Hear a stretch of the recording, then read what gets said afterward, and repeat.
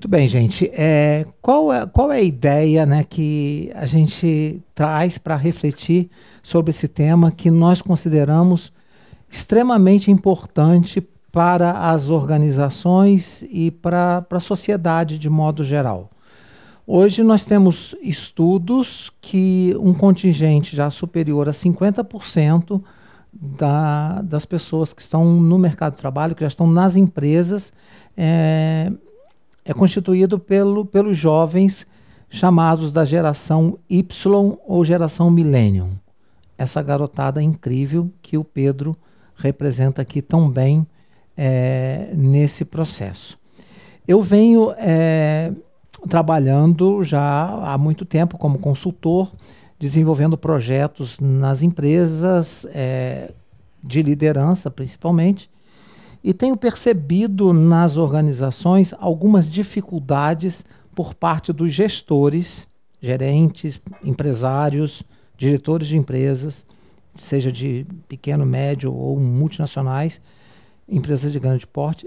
Alguns têm uma dificuldade de lidar com os jovens que são liderados por eles, que estão nas equipes. Dificuldades para entender que eles pensam diferente, que o ritmo deles é diferente, e isso em algumas organizações tem gerado alguns problemas, alguns conflitos, alguns dilemas. Essa é uma questão. Também a gente já sabe que muitos desses jovens já ocupam posições de liderança nas organizações. Então há muitas empresas que têm jovens da geração milênio que já são líderes e líderes de pessoas bem mais velhas que eles. E aí o processo se inverte. Então, os jovens que têm liderados de outras gerações e também têm dificuldade de lidar.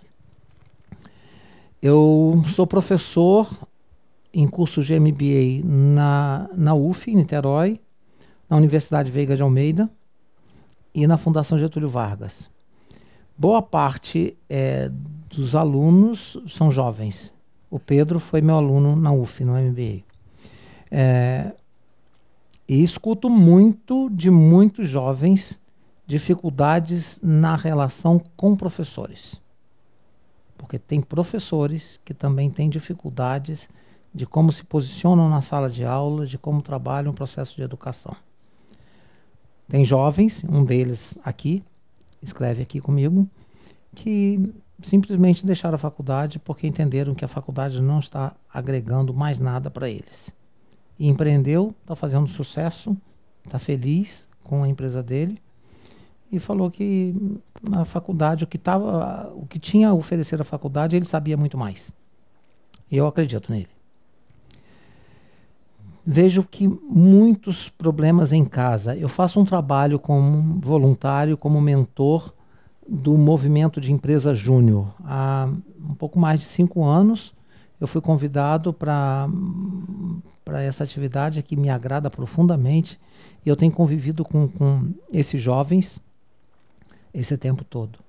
E dialogo muito com eles. Então, muitos deles escreveram aqui comigo. E escuto histórias de problemas que tem em casa quando os pais não compreendem os filhos dessa geração. Então, nós temos dilemas nas organizações, dilemas nas famílias, dilema no campo educacional. Vindo já há algum tempo refletindo sobre isso, eu percebi que os livros que eu encontrei no mercado sobre a geração Y, a geração milênio, foram escritos por pessoas da minha geração, escrevendo sobre eles. E eu pensei assim, pera lá, eu acho que eu não tenho competência de falar sobre os jovens, né? Vou dar espaço para que eles falem o que eles pensam sobre esses temas. E assim nasceu esse projeto do livro. Com 2 objetivos que eu coloquei quando eu pensei o livro. Primeiro, para que as gerações da minha geração, eu estou com 58 anos, que são representadas então pelos pais, por empresários, gestores de diversos níveis hierárquicos nas organizações, professores, enfim, que precisam compreender o que pensa a geração millennial, o que pensa a geração Y. O segundo objetivo do livro é apresentar para muitos outros jovens algumas referências que eu considero referências positivas. Há também muitos jovens perdidos nesse cenário. Perdidos, precisando encontrar um significado sobre o que fazer, perdidos na vocação, perdidos na sociedade. Hoje nós falamos também de um contingente altíssimo de jovens que entraram numa categoria. Eles começam a categorizar muitas coisas, né? Criam estereótipos, rótulos, etc. Foi criada uma categoria dos jovens nem estudam, nem trabalham. E eles estão perdidos. Há pouco tempo também saiu uma reportagem, se não me engano foi no Fantástico, dos jovens que, desiludidos com o desemprego, já não procuram mais nenhum emprego. Se acomodaram.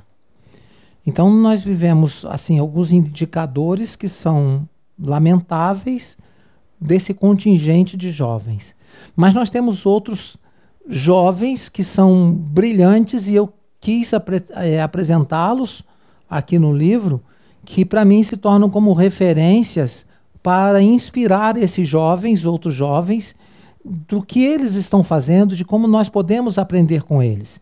Então, os da geração X e Baby Boomer, que é a geração anterior à minha, nós temos muito a aprender com eles, eu aprendo muito com eles, e acredito que eles podem contribuir muito com a gestão nas organizações, falando aqui na nossa casa, a Casa do Administrador, de quanto que os administradores, os profissionais de gestão, nós temos a aprender com os jovens. E eu vejo que, também percebo que eles estão muito receptivos a aprender. Acho que não falo isso com vanglória, mas quando eles me chamam, esses jovens me chamam para falar com eles, eu entendo que, apesar dessa distância de idade, quando eles querem ouvir de mim, é porque estão dispostos também a aprender comigo e com tantos outros com quem eles chamam, não só a mim, mas outros de outras gerações. Então, a gente precisa aprender a transitar essa ponte, né? A ponte que já está construída, e se não tiver construída, a gente precisa construir esta ponte entre as gerações, estabelecer esse diálogo para um aprendizado mútuo. Há muito que se aprender. E isso é muito importante. Nós vamos conversar aqui com eles, tratando de temas que são muito importantes. Gabriel chegando, mais um, bem-vindo. Chega aqui, Gabriel. Senta cá. Bem-vindo. Bem-vindo, querido. Estou fazendo aqui a introdução aqui. E aí, gente, o que a gente procurou refletir aqui, depois eu vou aprofundar um pouco mais com vocês. Eu convidei, então, alguns jovens para escreverem comigo. Eu vou falar um pouco de cada um deles, para vocês entenderem qual é a temática. Seguindo em ordem alfabética que a gente colocou aqui. O Augusto Júnior é um jovem de São Paulo. Eu conheci há uns 4 anos, numa experiência assim, muito interessante, quando eu estava saindo de um auditório num congresso de recursos humanos de São Paulo, e de repente ele apontou para mim: Robson Santarém. Eu falei assim: isso. E ele falou assim: eu li o seu livro, tinha lido um outro livro meu e gostei muito, começamos a conversar, posso tirar uma foto com você? E a gente começou a conversar, e o garoto é incrível, esse menino.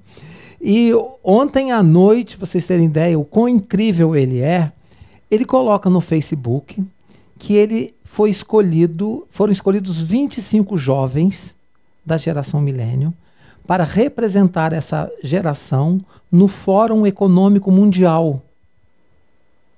E ele foi um dos escolhidos. É fascinante isso. Ele dirige uma empresa chamada Eureka, em São Paulo, que faz seleção de estagiários e trainees para grandes empresas. E então ele tem um contato direto com essa juventude, com essa galera, e ele escreveu um capítulo muito interessante para dizer, o título do capítulo é Quem Somos e o que Queremos. E ele fala desses jovens, quais as qualidades, quais os defeitos. Eu achei muito interessante que há cerca de um mês, mais ou menos, ele estava fazendo uma seleção de trainees, acho que de trainees, para uma grande empresa. O processo seletivo foi uma noite inteira, a madrugada toda. Totalmente inovador. A gente não aguentaria isso, não. Então, o Augusto traz uma experiência muito interessante. Ele, como jovem, brilhante, vai agora representar uma geração com mais outros 24 jovens no Fórum Econômico Mundial. E eu acho que isso tem um valor importantíssimo. O Bruno, seguindo a ordem alfabética, o Bruno, se eu falar assim que eles são brilhantes, eu vou usar o adjetivo para todos e que eu amo todos, sou apaixonado por todos eles, porque são incríveis esses garotos. O Bruno, ele esteve, hoje de manhã nós fizemos um evento similar a esse em Niterói.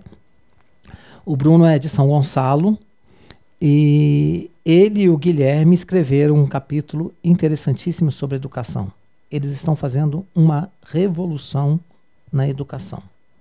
São dois jovens que criaram um curso para adolescentes, jovens, e muito mais do que formação escolar, eles estão fomentando empreendedorismo, ajudando as pessoas a encontrarem seu propósito de vida.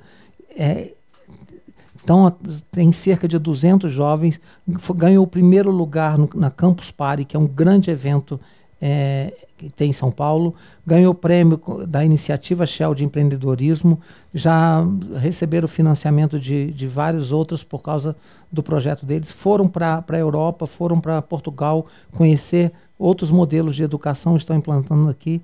Então isso é admirável quando a gente vê jovens que estão fazendo a diferença. E o que eles estão construindo isso? Hoje ele estava contando uma experiência para nós, né? Pedro estava lá, de alguns jovens, 30 que ele falou, não foi? 30 jovens que foram ter uma experiência na NASA. Foram os primeiros brasileiros a ter essa experiência na NASA. E os 30 jovens que foram, saíram do curso dele, lá de São Gonçalo. Viveram toda essa experiência e podem estar inspirando muitos outros. O terceiro aqui na minha lista é esse garoto fantástico aqui, Gabriel Dias, que escreve e vai conversar com a gente sobre a importância das novas mídias, das mídias sociais, porque eles são mestres nisso e não tem como falar dessa geração sem refletir sobre isso. É um mestre esse garoto. O Gabriel Dolabella e o Renan Ferreirinha escreveram um capítulo também sobre educação. Quem é o Renan que lidera esse processo? Eu conheci o Renan recém-nascido, a mãe dele, nós somos amigos desde da juventude. Depois eu falo da minha juventude. E o Renan é de São Gonçalo. Renan foi estudar em Harvard. Terminou agora, no final do ano, a graduação dele, voltou para o Brasil e ele já tem um projeto que já está há algum tempo, um ano mais ou menos, um projeto chamado Mapa Educação, que é um projeto de transformar a educação no Brasil com os jovens, onde já tem centenas de jovens envolvidos no Brasil inteiro. Ele é um líder desse processo. Então, quando nós vemos os jovens, assim como os outros que eu citei, o Bruno e o Guilherme numa ação localizada, o Renan mobilizando jovens no Brasil inteiro para transformar a educação, isso me enche de esperança para a gente ver um país melhor. A Giovana, ela foi a primeira menina, vamos chamar de menina, primeira jovem mulher a presidir a Federação das Empresas Juniores do Rio de Janeiro, do estado do Rio de Janeiro. E eu fiz uma provocação para ela escrever sobre a questão da liderança feminina. Eu penso que esse é um fator crítico na sociedade e nas empresas. Crítico porque ainda há uma desigualdade absurda entre homens e mulheres na sociedade. E nas empresas também, porque mulheres que ocupam o mesmo cargo de homens ganham muito menos. Isso é estatístico e é lamentável isso. Assim como também as possibilidades das mulheres ascender a posições de poder na pirâmide organizacional é muito mais difícil para ela. Lamento profundamente isso, acho que a gente tem que provocar uma transformação e a Giovana, com a doçura dela, fala da liderança feminina, do empoderamento feminino. O Hector é sócio do Gabriel. O Hector é um garoto fantástico, né? Quem não é aqui também? O Hector abriu a empresa com o Gabriel de marketing, a Gorilla Brand, e está muito feliz com isso. Aprendo muito, presidiu empresa júnior, a federação, e tem muito a nos ensinar. O João Paulo, que estaria sentado aqui numa dessas cadeiras, mandou uma mensagem para mim que foi resolver um problema, está na Zona Sul e não tinha conseguido resolver até 15 para as 6. Ele disse que ia tentar chegar aqui. O João Paulo fala do ser humano de uma maneira brilhante. Quando eu vejo esses jovens falarem isso, da importância do ser humano, também me toca profundamente. O João Pedro, ele está chegando, né? O João Pedro está chegando aí, foi aluno também na Fundação Getúlio Vargas. E tem uma história assim, muito interessante, porque ele escreveu junto com o Pedro. Eu estou cercado de Pedros. E eu tinha pensado em chamar o Pedro para escrever um capítulo, porque esses meninos, eles têm uma experiência incrível de liderança servidora, transformadora. Eu não vou falar o que eles fazem, não, eles vão contar. E um dia já estava com um livro todo organizado, quem que eu ia chamar, porque eu conheço tanta gente que daria para escrever uma enciclopédia, mas a editora não ia permitir, então a gente teve que fazer um recorte. E aí Pedro estava na minha lista. E aí eu estou dando aula na Fundação Getúlio Vargas, tinha um garoto brilhante sentado à minha frente, interagindo com um sorriso fantástico, com uma energia. Eu, na hora do intervalo, comecei a conversar com ele, o que você faz? E ele falou assim, eu coordeno uma ONG chamada Teto. E eu falei assim, eu conheço um garoto que também faz esse trabalho voluntário lá. Inclusive, aí ele começou a contar, eu falei assim, e aí ele me fala, eu escrevi um artigo, eu perguntou quem era, eu falei assim, Pedro, nós trabalhamos juntos, inclusive nós apresentamos um artigo juntos em um congresso. Eu falei assim, tá aí, então você vai escrever junto com ele e eles vão contar a experiência para vocês sobre o que é transformar, o que é liderar nesse processo. Incrível. A Lorena é uma jovem fantástica que tem uma experiência de superação, ela é homossexual e viveu todos os preconceitos na sociedade, na família, e a história dela de superação tem muito a ensinar, porque há muito preconceito na sociedade, no ambiente familiar e organizacional. Eu acabei de falar de você, João Pedro, sua cadeira está reservada, venham para cá. Esse é o garoto que eu falei, olha só.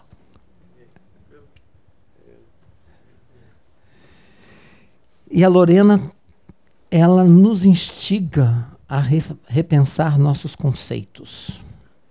E esse é um problema que a gente precisa tanto com os rapazes, com as moças, que têm uma orientação sexual diferente, que a gente precisa respeitar, precisa compreender, precisa estar junto numa sociedade ainda marcada por preconceitos.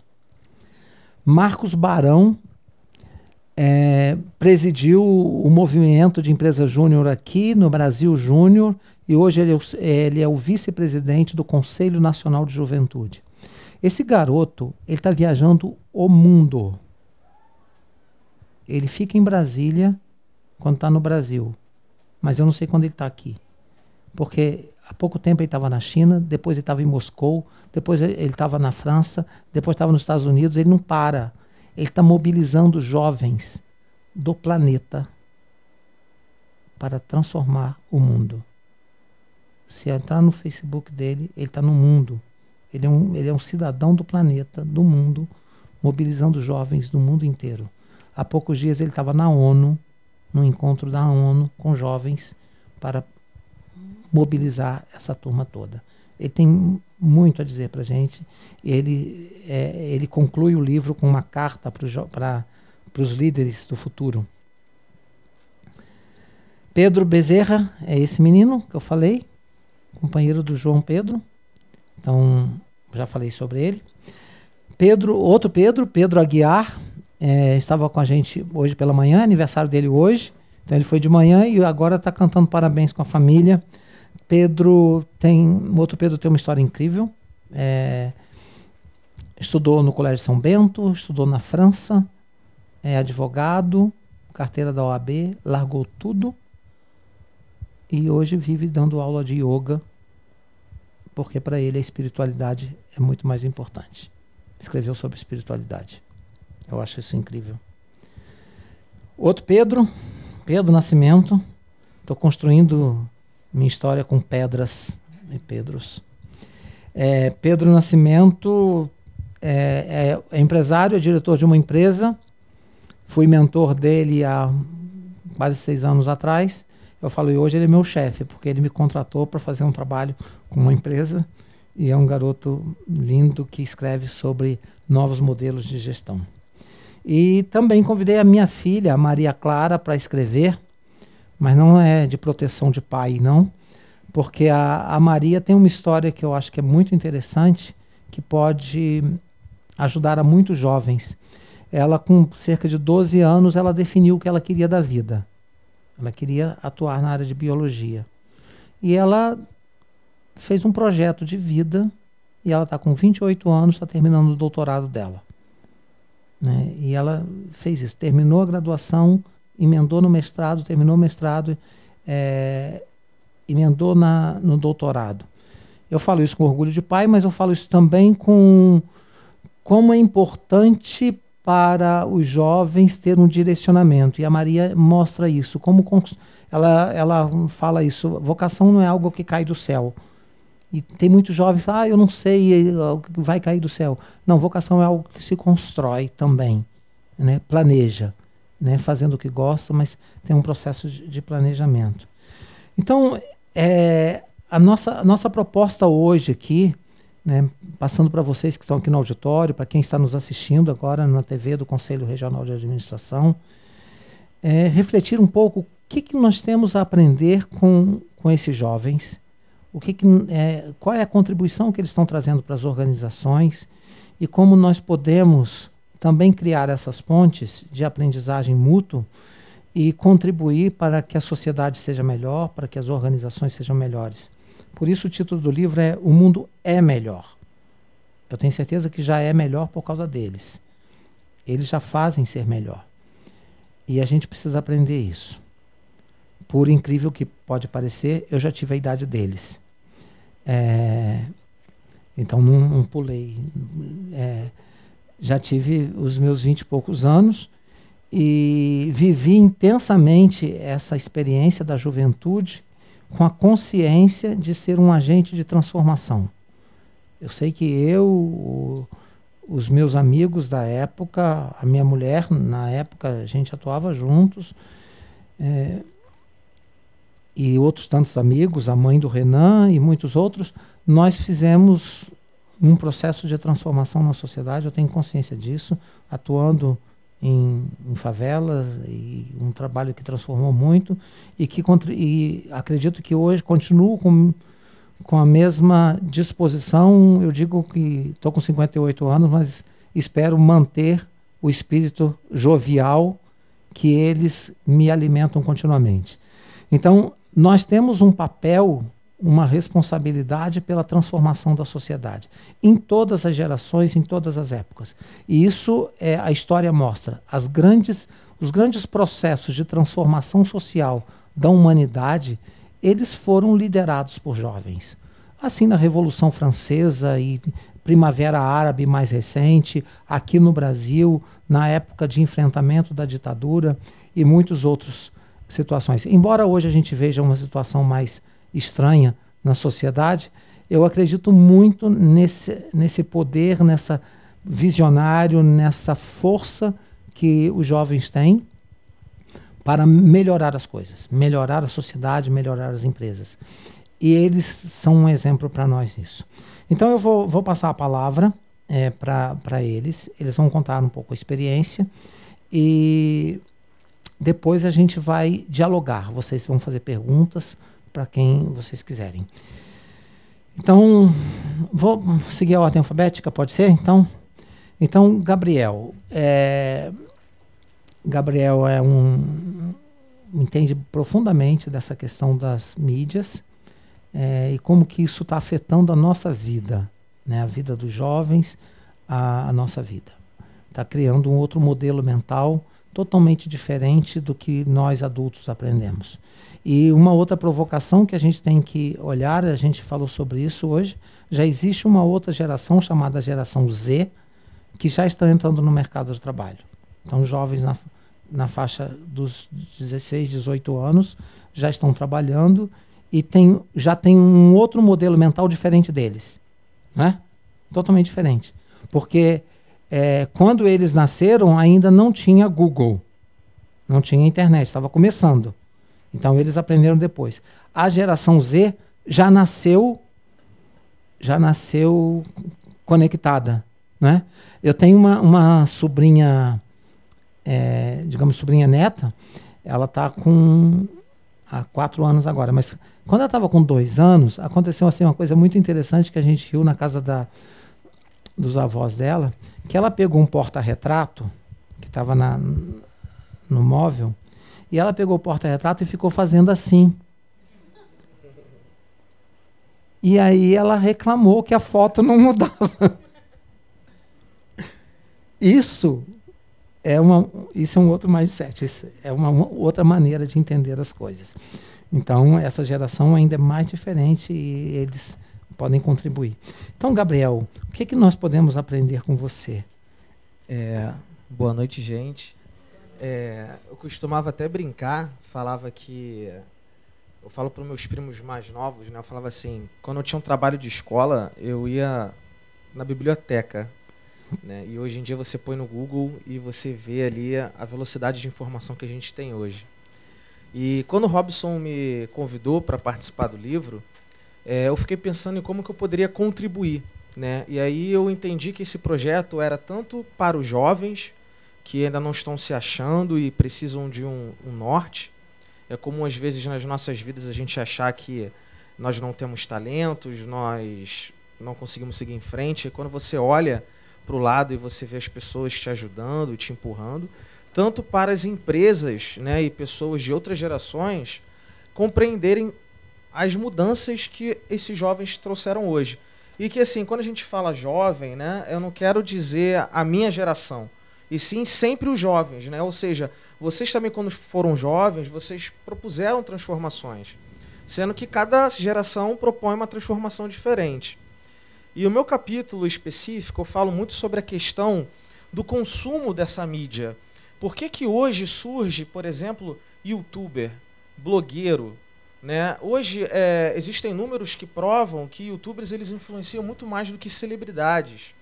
Existem canais no YouTube que têm uma audiência maior do que programa de TV, né? Você vê modelos de empresas completamente disruptivos quebrando mercados, como a Uber, como a Netflix, como o Spotify. O que existe dentro dessa movimentação que permitiu acontecer isso, né? E muito mais do que falar coisas técnicas, ferramentais, eu tenho uma formação e como eu posso dizer, uma admiração muito grande por questões comportamentais. E eu quis trazer uma visão comportamental que provocasse uma reflexão sobre o comportamento desses jovens que arenou o terreno para essas transformações. E eu estava lendo um livro de um sociólogo chamado Colin Campbell, que está dentro de um livro da Lívia Barbosa, que é uma socióloga brasileira, chamada Sociedade de Consumo, que ela explica como é a sociedade de consumo hoje em dia. E esse sociólogo, ele diz uma coisa que me provocou muito. Ele fala assim, a sociedade de hoje, ela não é materialista. Aí eu parei para pensar, né? Eu falei assim, como não é materialista, né? A gente vê a gente comprando muita coisa, cada vez mais a gente consumindo, se endividando. E aí ele começa a explicar os conceitos que ele entende sobre o materialismo. Ele fala o seguinte, o jovem hoje, ele é consumista, porém ele não é materialista. Existe uma diferença nesses conceitos. A materialista é quando você se apega à matéria de fato. Né? E o jovem hoje, ele realmente consome muito. Mas o tempo todo ele pensa em desmaterializar esse consumo. Como desmaterializar esse consumo? Então, cada vez mais, o jovem está desapegado a coisas de matéria de fato. Quando ele vê uma empresa de transportes, ele fala assim, cara, por que eu tenho que ter carro? O que eu quero, a minha necessidade é chegar em algum lugar. Não necessariamente ter a posse da matéria carro. Por que eu quero ter uma casa de praia? Se eu posso entrar num aplicativo e alugar uma casa de praia no final de semana em Búzios, no outro em Cabo Frio, outro em Arraial, e assim eu vou conhecendo mais lugares. Por que eu vou comprar o CD se eu quero escutar música? Por que eu tenho que comprar a fita de vídeo se eu quero ver o filme? Então, o jovem de hoje, ele tem uma mente que é desmaterializadora do consumo. E isso é um grande conceito que me fez abrir muita visão para entender como que o Spotify está surgindo, que é a desmaterialização da música, como a Netflix surgiu, que é a desmaterialização do consumo da fita cassete, como o Uber surgiu, que é a desmaterialização da propriedade do carro, como o Airbnb cresceu, que é a desmaterialização da propriedade da casa de praia, né? E essas empresas todas, elas crescem absurdamente. E elas têm a cultura muito jovem, né? A Uber, por exemplo, hoje, aqui no Brasil, ela está caindo muita qualidade.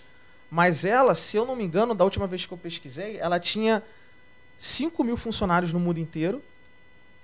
E ela tinha maior valor de marca que a Ford e a GM, que tem mais de 20.000 funcionários no mundo inteiro. A Netflix, se eu não me engano, ela tem menos de 100 funcionários aqui no Brasil e ela fatura mais do que o SBT. Então, assim, além de você ter uma mudança mental de modelo de negócio, você tem uma otimização dos números também, né?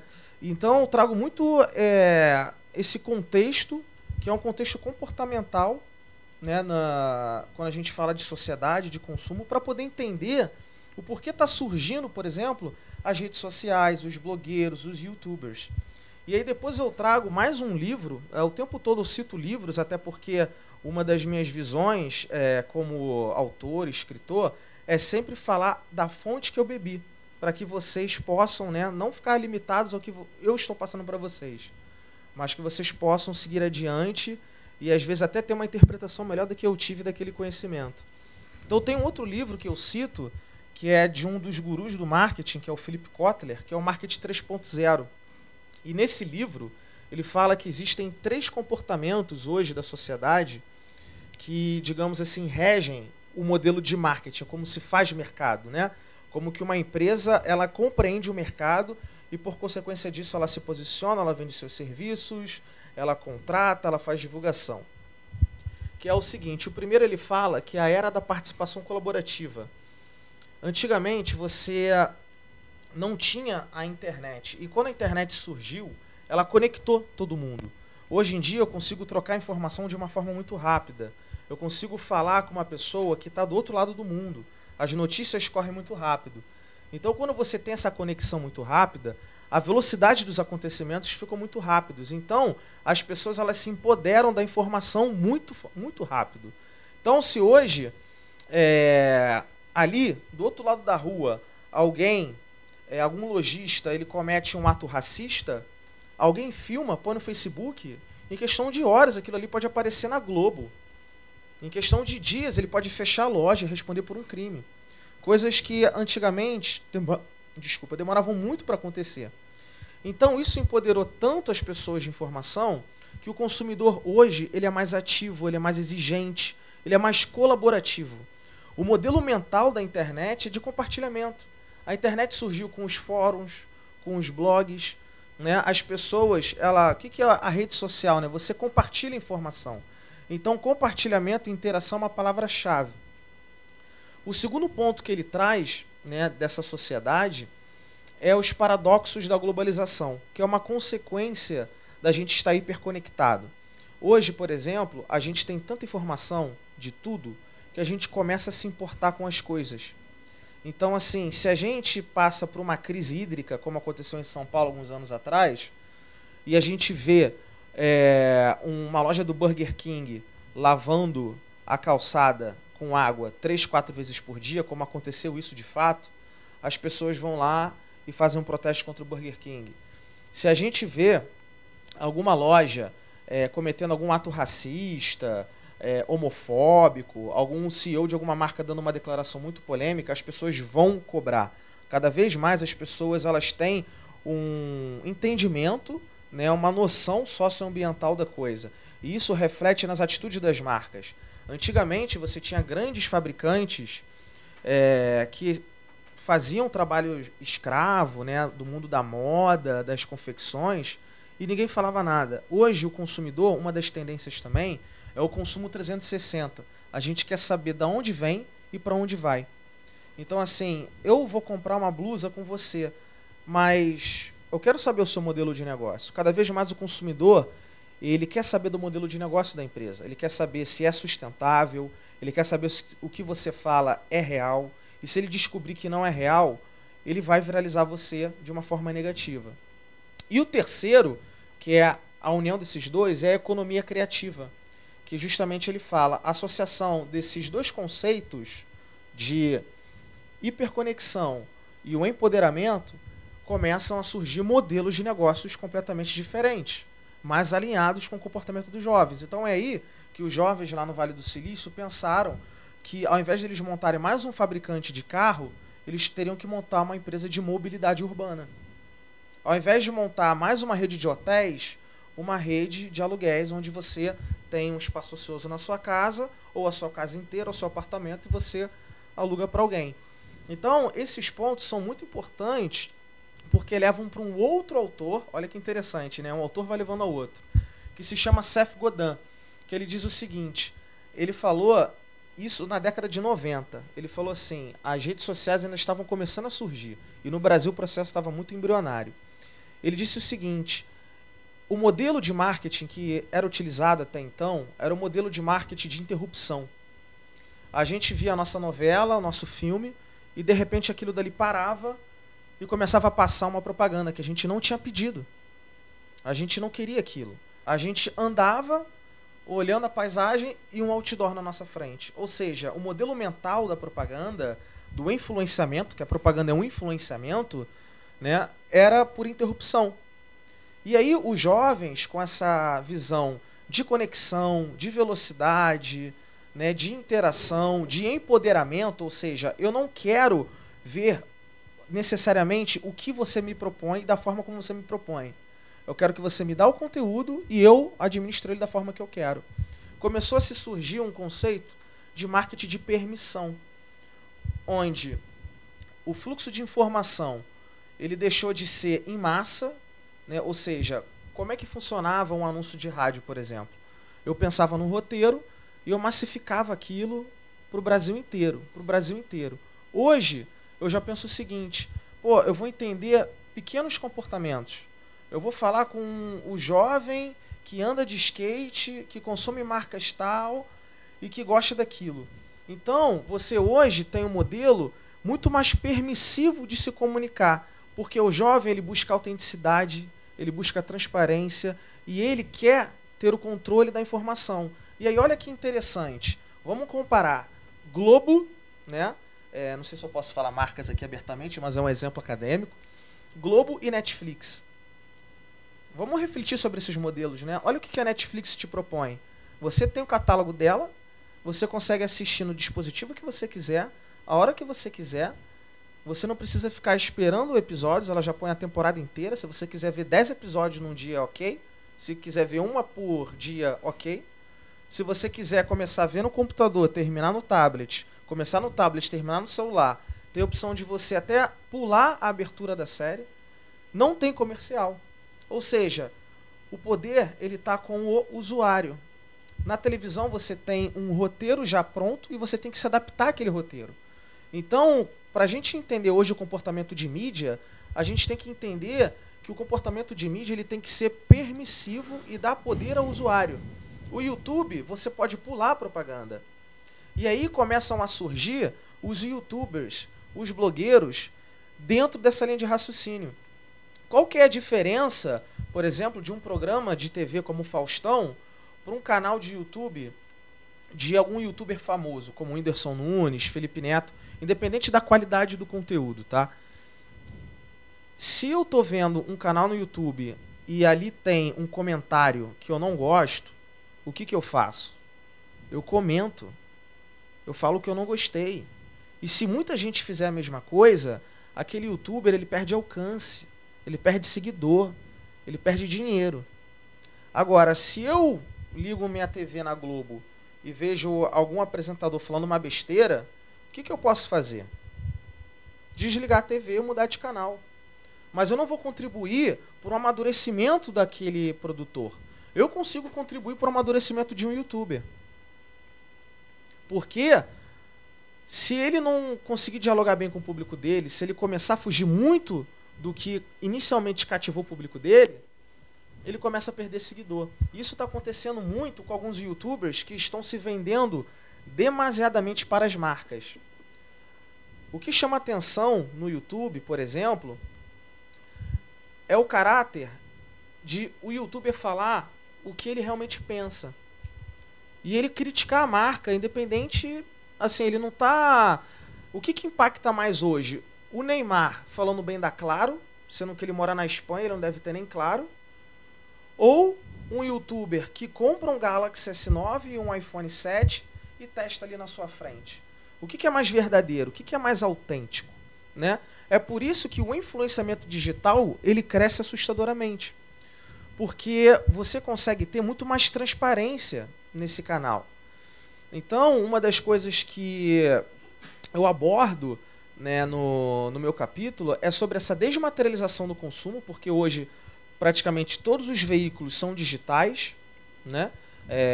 Dificilmente você vê crescimentos, por exemplo, da indústria do outdoor, do buzzdoor, do jornal, da rádio, mas se você for ver o número de dinheiro que é colocado em investimento, anúncios no Facebook e no Instagram, é cavalar, né? Então, o que eu acho muito interessante a gente refletir quando a gente vai falar sobre youtubers, sobre blogueiros, influenciadores digitais, antes de pensar para a qualidade do conteúdo deles em si, é pensar que o mundo mudou. E eles conseguiram, seja de uma forma empírica, né, às vezes a pessoa tem aquela sensibilidade de fazer uma leitura, ela nem que seja inconsciente, mas é uma leitura que é muito mais alinhado com o que a gente tem hoje quanto comportamento. E uma das provocações que Colin Campbell, que foi um dos primeiros autores que eu citei, falou, é que tem determinados consumos, mudanças de consumos, que elas não voltam atrás. Então para pensar, o dono da Blockbuster, imagina se ele tivesse sentado esperando as pessoas voltarem a consumir fitas cassete e fitas de vídeo. Então assim, as coisas elas se transformam, elas se desmaterializam e hoje o que rege esse consumo de mídia é a transparência, é a autenticidade, é o caráter orgânico e é você dar permissão ao usuário para interagir com você. Inclusive no modelo de startups, né, você tem a construção do MVP que a gente fala, que é o mínimo produto viável. Antigamente, quando você montava um modelo de negócio, você ficava 7 chaves construindo o seu modelo de negócio, ninguém podia saber, e você pensava na perfeição, tentava construir algo totalmente zero bala e lançava no mercado, assim como a gente faz uma festa, né? Não, peraí, ninguém pode chegar na minha festa, estou arrumando tudo. Hoje o modelo já é diferente. Hoje, vários especialistas do mundo do negócio, eles falam o seguinte, cria um mínimo produto viável do seu negócio e põe no mercado. E aí vai colhendo informações dos seus usuários para ir aprimorando com o tempo. Porque hoje o usuário ele gosta de dar pitaco, ele gosta de interagir, ele quer saber, ele quer testar. E assim, eu termino o meu capítulo propondo essa reflexão muito mais comportamental, né, sociológica, filosófica, que eu acho que é muito importante, né, essa visão, para a gente, de fato, compreender o modelo mental. E aí, depois disso, a gente compreende as ferramentas do Facebook, as ferramentas do Instagram, do YouTube, os mecanismos que as empresas usam para otimizar. Eu acho muito mais importante, não depreciando a visão técnica, né, a visão ferramental, mas primeiro a gente, de fato, entender o que está acontecendo de comportamento, a mudança desses modelos mentais, né?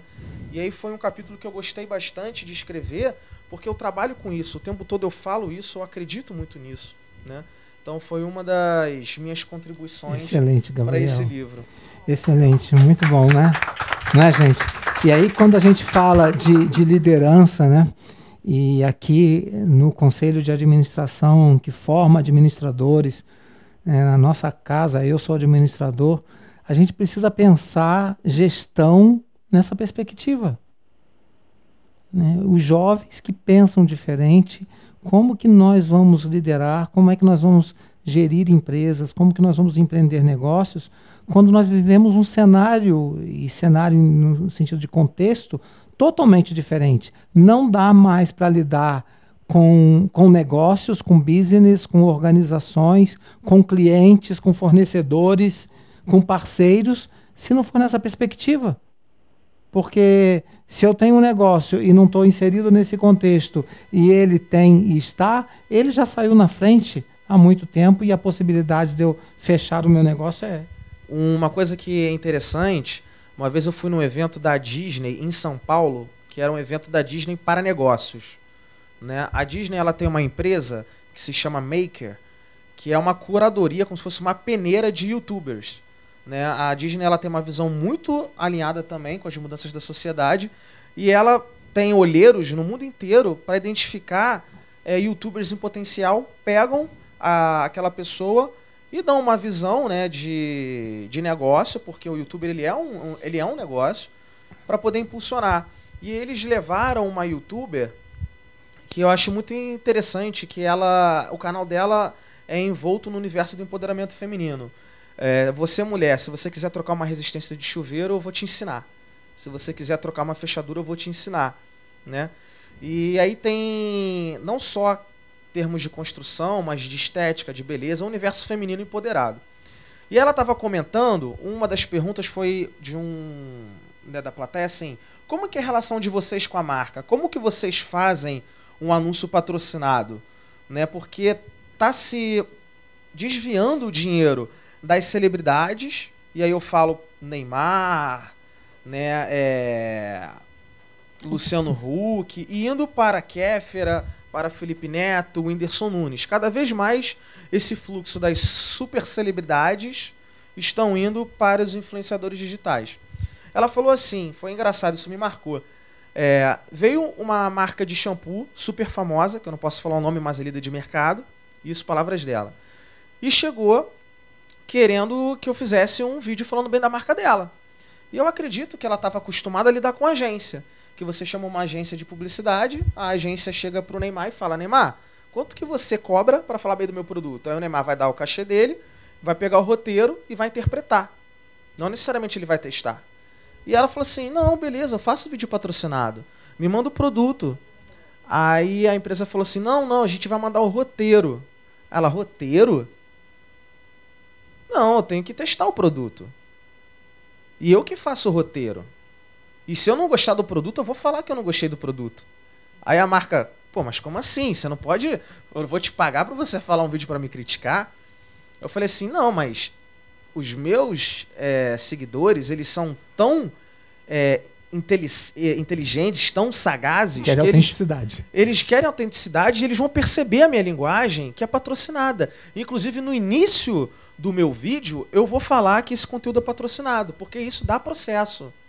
Teve uma youtuber, que é a Pugliese, que ela foi processada, isso ela não sabia, né? Não estou falando do caráter, estou falando do amadurecimento mesmo do mercado, que às vezes a pessoa não sabe o poder que tem como empresa e não se vê nem como empresa. Ela foi sendo patrocinada e ela falava daqueles produtos sempre bem, ela era orientada a falar bem, e não dizia que aquilo dali era um conteúdo pago. E isso é publicidade velada. Você tem sempre que avisar quando você está sendo pago para falar. Então ela falou assim, eu vou dizer que esse conteúdo é pago eu vou fazer o meu roteiro, eu vou experimentar o shampoo. Se eu gostar, eu vou falar legal. E se eu não gostar, eu não vou detonar. Porque eu acredito na qualidade de vocês, mas eu não vou falar o que vocês querem. Vocês aceitam? Aí eles foram assim, tá. Mas assim, percebam a mudança de modelo mental de contratar Sim. as pessoas, de lidar com o negócio. E essa é a dinâmica que rege o YouTube. Isso eu acho muito interessante. Muito legal, Gabriel, muito bom. Agora a gente vai ouvir esses dois meninos aqui que têm uma experiência incrível, eles são incríveis, e a percepção que eles trazem de liderança, e eu gosto demais do que eles apresentam, do que eles vivem, e de como a gente pode aprender com eles e contribuir para criar uma sociedade melhor e empresas melhores. Eles fazem isso de maneira fantástica. Eu vou pedir que vocês contem para o pessoal que está aqui, e tem um contingente de pessoas usando já as novas tecnologias, assistindo a gente ao vivo pelo canal da TV CRA, não é isso? Facebook, então tem uma turma aí que a gente não sabe quantos que estão assistindo agora. No rádio também, e olha só, usando tudo que o Gabriel falou, não é isso?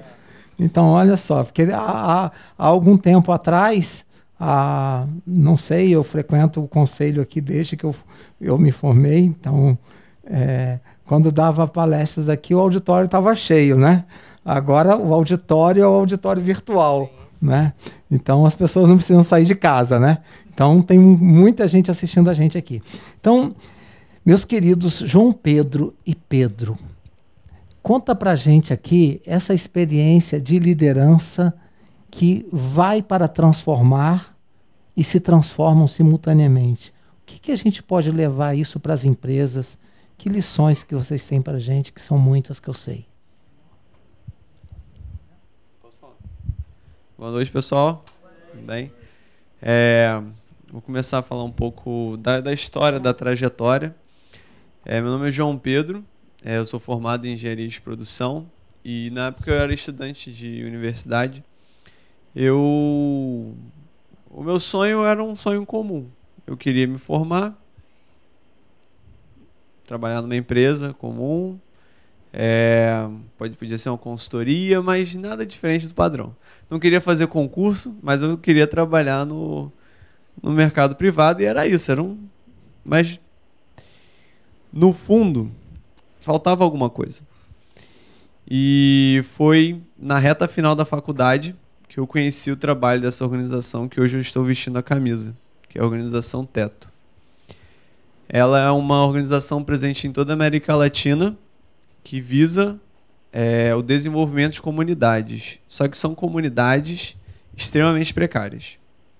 Então, se aqui a gente trabalha no Rio de Janeiro, a gente trabalha com as comunidades mais precárias entre as comunidades aqui presentes. E o trabalho que essa organização proporciona, né, ao voluntariado é de uma experiência de vida e uma conscientização assim incrível.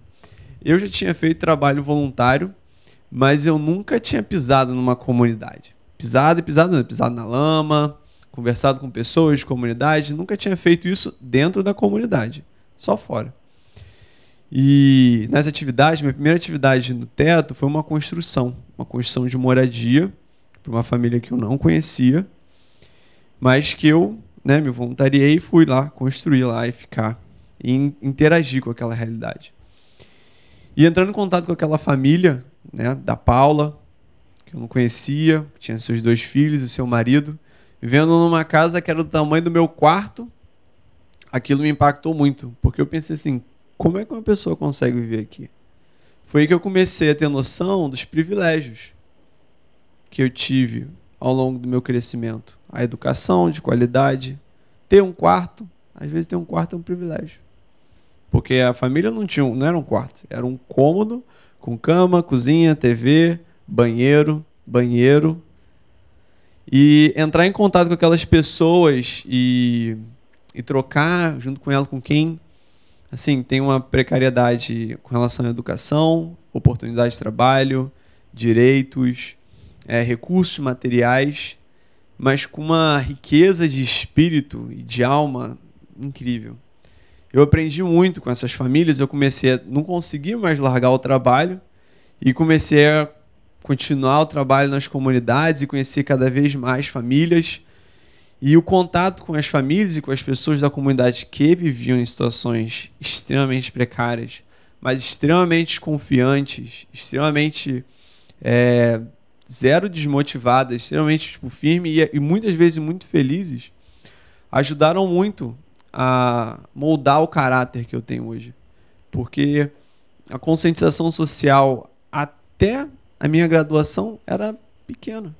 Eu achei que meu mundo era dos meus colegas de colégio, que eram aqueles que eu interagia bem, enfim, das garotas da universidade, e eu ia conseguir um emprego, fazer uma família, era tudo bem. E esse era o meu mundo. Eu não tinha consciência que o mundo era maior que aquilo. Que existem milhares e milhares de pessoas, hoje aqui agora, vivendo situações extremamente precárias. E uma vez que eu entrei em contato com essa realidade, eu não consegui mais ignorar. Não fazia mais sentido o plano comum, né, da consultoria, da empresa. Né? Sempre quis ser tive essa vontade de ser um líder. Não foi à toa que eu fiz a pós-graduação, foi onde eu conheci o Robson, de liderança e gestão de pessoas, na Fundação Getúlio Vargas. Mas já lá, eu já estava envolvido com a organização. E esse primeiro encontro foi há 5 anos atrás. Eu era voluntário da organização e comecei a me dedicar e a crescer lá dentro. Hoje, eu sou um dos gestores da Organização Teto aqui no Rio de Janeiro. E o nosso trabalho, além dos projetos de desenvolvimento comunitário que sempre vem dos moradores, o Teto não é uma ONG assistencialista, a gente acredita no trabalho ombro a ombro com quem é da comunidade. Para citar um exemplo para vocês, a comunidade de Jardim Gramacho levantou uma demanda de biblioteca comunitária. Aí a gente falou, beleza, vamos fazer junto. Nos finais de semana da construção, se a gente tinha 10 voluntários e tinham 4 moradores, 6 voluntários ficavam sentados e 4 voluntários construíam lado a lado com 4 moradores. E é assim que é o nosso trabalho. A gente acredita que no trabalho, no suor, tanto do voluntário quanto do morador, que começa a transformação social. Porque do morador, ele começa a pensar dessa forma que, cara, existe mais alguém que se importa com essa situação aqui. Existe alguém olhando para mim. Olha o que a gente está fazendo aqui em conjunto. A comunidade não tinha absolutamente nada, agora tem uma biblioteca que eu construí com as próprias mãos. E para o morador começa a gerar uma autoconfiança de que ele pode ir além. Isso nos projetos e nas construções de moradia. Porque a construção de moradia a gente dá o mínimo. A gente constrói o mínimo. A pessoa só tira a cabeça para fora d'água. Mas já é uma esperança. Porque na troca, na diversidade que está a riqueza. Uma das coisas que eu acho mais incríveis do livro Millennials é a diversidade da galera que está ali falando. Tem um que fala das mídias e fala super bem, cheio de referências. Tem outro que fala de espiritualidade. Tem outro que fala de educação. Hoje de manhã a gente estava com esses jovens. E é dessa diversidade que vem a riqueza. E a gente percebe isso no trabalho. Qual é a essência da conscientização social da Organização Teto? É juntar os filhos do privilégio com os filhos da pobreza. E nessa troca que tem o enriquecimento. Um sai ganhando a conscientização social e o outro sai ganhando a esperança, a fé de que as coisas sim podem melhorar e que ninguém aqui está sozinho. E desse jovem voluntário que às vezes participa uma vez, a gente não quer fazer pessoas que só fazem trabalhos sociais. Não. A gente quer que ele só tenha uma participação. Mas quando ele voltar lá para a empresa dele, quando ele for gerir, ou até mesmo na casa, ele lembrar que aquele funcionário que está ali do lado é alguém que merece muito respeito, que merece muita consideração. Quando ele for um grande gestor, até as pessoas que vêm, são os auxiliares, ele vai tratar muito bem. Ou até a sua própria equipe. Às vezes a gente vê muita falta disso, de respeito, nos cargos de liderança. Quantos líderes inspiradores vocês tiveram ao longo das suas carreiras? Reais. Que motivaram vocês, que fizeram vocês crescerem como profissionais. Pensem no número. E agora pensem na quantidade de líderes que fizeram vocês sentirem a pressão, a autoridade, sem às vezes perguntar se você está bem. Só quer que você faça a tarefa e aquilo seja bem o resultado. E a gente quer construir uma sociedade totalmente oposta, de jovens, adultos e pessoas de gerações diferentes, mas o importante para a gente é a conscientização humana, que às vezes a gente esquece. Quem está aqui trabalhando, quem está ali limpando, os técnicos, são todos seres humanos, cada um com sua história, cada um com seus projetos de vidas, cada um com seu propósito. É importante a gente lembrar disso. E o Teto, como organização, pôde me proporcionar um pouco dessa conscientização social, que eu acho que ainda falta muito ainda para melhorar e construir. Mas eu acredito muito nesse trabalho de botar a mão na massa. Às vezes eu acho que a gente fica muito na teoria, quando as grandes transformações vêm das atitudes mais simples. De chegar, ei, tá tudo bem? Como é que você tá? Às vezes, não é nem fazer nada. Às vezes é quando a gente ouve alguma coisa de ruim, a gente às vezes leva uma patada no trabalho, ouve uma ofensa, a gente simplesmente parar e não devolver aquela energia negativa, não devolver aquela outra patada, ou simplesmente não cultivar uma maledicência, né? Porque às vezes acontece isso. Porque a gente acaba tendo essas atitudes, é difícil, mas é possível. Acredito pessoalmente que a gente só vai conseguir construir essa sociedade porque o Teto ele tem uma missão, né? Construir uma sociedade justa, onde todos tenham acesso à educação e direitos. Mas essa sociedade é construída nas pequenas atitudes. Uma das coisas que eu falo lá na organização, que o Teto é uma organização majoritariamente jovem. Então tem a questão também da maturidade. Cada geração tem suas virtudes e seus pecados. E às vezes essa maturidade pesa. E eu falei, não adianta nada a gente vestir a camisa e ir lá para a comunidade tratar bem se você não tem empatia por quem está do seu lado. Ah, mas eu não concordo com a opinião dele. Ah, eu não concordo com o jeito dele. Onde está a diversidade? Onde está? A diversidade não para só nas questões de gênero, de orientação sexual, de cor. Ela vai à questão de indivíduo e respeitar todo o ser humano da forma como ele é. Essa é a essência. É isso que a gente quer construir. E a gente constrói isso de atividade em atividade. Não sei se eu falei muito, mas o trabalho do Teto, ele tem esse foco com os jovens, mas ele é aberto para todas as organizações. A gente também tem construções corporativas. O nosso corpo de voluntariado, ele permeia todas as idades. Beleza? É isso. Falou muito nada, João. Eu passaria, como eu falei hoje cedo, dias ouvindo vocês. E aí, o que o João traz para a gente é uma nova, eu diria nova no sentido não de tempo, de concepção de liderança que precisa levar para as organizações, do respeito ao indivíduo, de conhecer a história dele, de uma relação empática, de compreender o outro, de compreender a diversidade que ele tem experimentado na comunidade, e hoje está como responsável, como gestor da organização no Rio de Janeiro, mas a gente pode imaginar assim, se fosse o caso, não é aqui, mas se fosse o caso dele, e ele cita outros, se estiverem numa empresa multinacional que seja, esse jovem vai liderar totalmente diferente, ele e os outros, porque tem uma outra percepção. E é essa percepção de liderança que nós precisamos levar para as organizações, de entender o humano nesse contexto que o Gabriel traz para a gente, e ele traz essa dimensão humana, fazendo essa reflexão, como que nós podemos entender esse comportamento para que engajar pessoas, para promover transformações que começam na nossa vida e devem levar para as organizações. O Pedro, que é voluntário junto com o João, tem experiências incríveis que também ajudam nessa reflexão. Conta para a gente, Pedro. Com certeza. Boa noite, pessoal. Boa noite a todo mundo que está conectado aí na internet, que eu não estou vendo. Eu conheci o Teto em 2015 e eu estava terminando minha faculdade, eu, assim como o João, eu fiz engenharia de produção também.